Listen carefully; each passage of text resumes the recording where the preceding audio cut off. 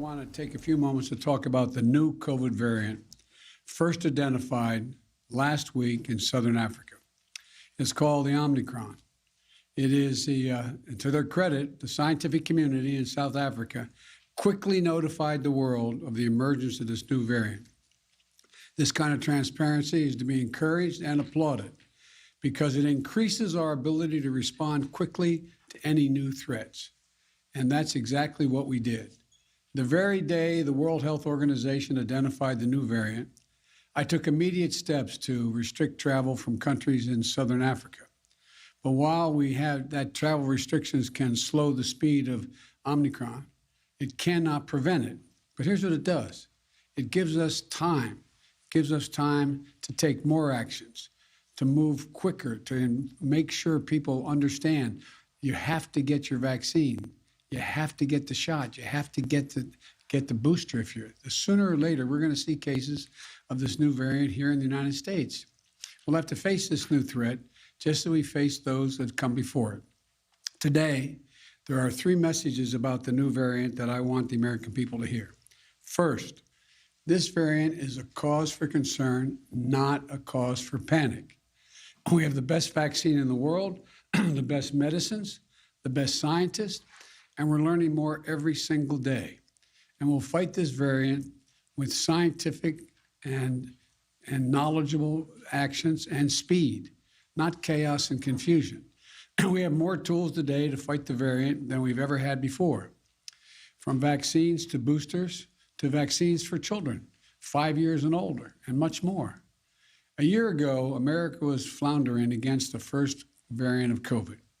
We beat that variant significantly, and then we got hit by a far more powerful threat, the Delta variant. But we took action, and now we're seeing deaths from Delta come down. We'll fight and look, we're going to fight and beat this new variant as well. We're learning more about this new variant every single day. And as we learn more, we're going to share that information with the American people candidly and promptly. Second, the best protection, I know you're tired of hearing me say this, the best protection against this new variant or any of the variants out there, the ones we've been dealing with already, is getting fully vaccinated and getting a booster shot. Most Americans are fully vaccinated, but not yet boosted. If you're 18 years or over and got fully vaccinated before June the 1st, go get the booster shot today. They're free, and they're available at 80,000 locations, coast to coast. A fully vaccinated booster person is the most protected against COVID. Do not wait. Go get your booster if it's time for you to do so. And if you are not vaccinated, now's the time to get vaccinated and take your children to be vaccinated. Every child age 5 or older can get safe, effective vaccines now. While it will be a few weeks before we know everything we need to know about how strongly the existing vaccines protect against the new variant, Dr. Fauci is with me today, of our medical team, and believe that the vaccines will continue to provide a degree of protection against severe disease. And as additional protections, please wear your mask when you're indoors, in public settings, around other people.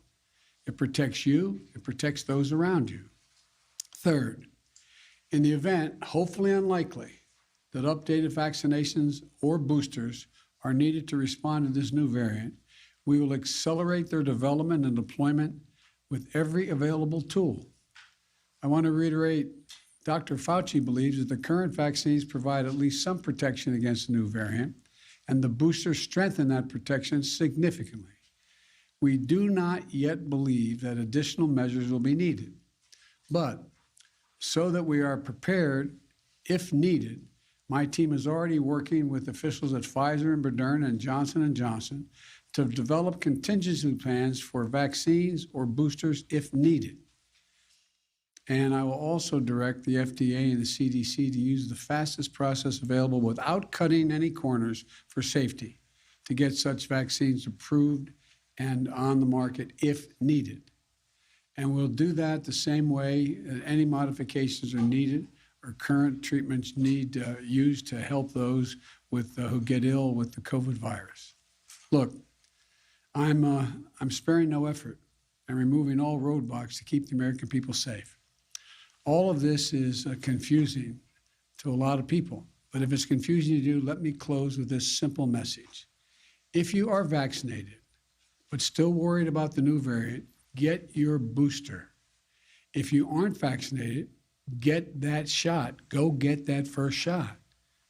My team at the White House will provide me with daily updates this week. And on Thursday, I'll be putting forward a detailed strategy outlining how we're going to fight COVID this winter, not with shutdowns or lockdowns, but with more widespread vaccinations, boosters, testing, and more. I promised every American that there will always be the latest vaccines available and the booster shots available to them and for free and everywhere available. Every single American, free of charge, and I will keep that commitment. But we need to do more than vaccinate Americans. To beat the pandemic, we have to vaccinate the world as well, and America is leading that effort. We've shipped for free more vaccines to other countries than all other countries in the world combined. Over 275 million vaccines to 110 countries. Now we need the rest of the world to step up as well. Let me be clear. Not a single vaccine shot Americans ever send to the rest of the world will ever come at the expense of any American. I will always make sure that our people are protected first. But vaccinating the world is just one more tool in how we need to meet our moral obligation as Americans and how to best protect Americans as well. The Delta variants and now the Omicron variant all emerged elsewhere in the world. So we can't let up until the world is vaccinated. We're protecting Americans by doing that as well. As we continue this effort, let's remember where we stand. We're in a very different place as we enter the month of December, this month, compared to where we were last Christmas. Last Christmas, fewer than 1% of American adults were vaccinated. This Christmas, the number will be over 71%, including more than 86% of seniors. Last Christmas, our children were at risk without a vaccine. This Christmas, we have safe and effective vaccines for children ages 5 and older, with more than 19 million children and counting now vaccinated. Last year, a majority of schools were closed. This year, 99% of our schools are open. Let me reiterate once more. We also now have booster shots that provide extra protection. They're free and convenient. There is still time to get your first 2 shots or your booster shot or get your children vaccinated before Christmas. All 3 are available and can be done before Christmas. If you and your family are fully vaccinated, you can celebrate the holidays much more safely. And given where we were last year, that's a blessing that none of us should take for granted. We're throwing everything we can at this virus, tracking it from every angle. And that's what we have to keep doing. That's how we reopened our country. That's how we reopen our businesses. That's how we reopen our schools. That's how, even with the pandemic, we've generated a record job creation, a record economic growth in this country. We've moved forward in the face of COVID-19. We have moved forward in the face of the Delta variant. And we move forward now in the face of the Omicron variant as well. So thank you. May God bless our troops. And I hope you all have, I'll be speaking before them, but a Merry Christmas as we approach it. Hey, I'm Rob Finnerty. Thanks for watching. If you enjoyed this video, please join the conversation in the comments below. Don't forget to subscribe, too. Hit the bell icon to be alerted to breaking news. And remember, there's a whole lot more on Newsmax TV, America's fastest growing cable news network. Newsmax TV, where real news for real people.